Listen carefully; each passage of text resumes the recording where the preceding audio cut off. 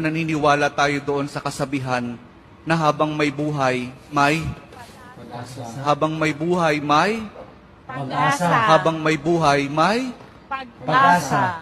pagsubok.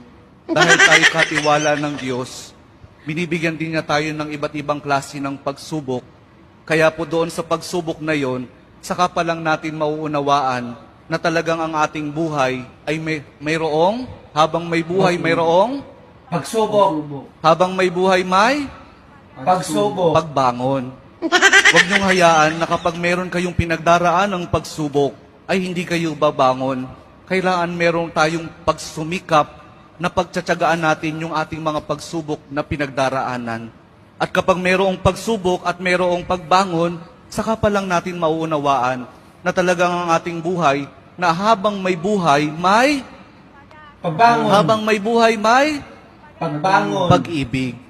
Ang pag-ibig na nagmumula kay Jesus lamang sa ating mahal na poong Jesus Nazareno. Dahil doon, kapag naunawaan natin itong mga bagay na ito, na habang may buhay, may pagsubok, may pagbangon at may pag-ibig na nagmumula lamang kay Jesus, saka pa lang natin mauunawaan at matatanggap na talagang habang may buhay, may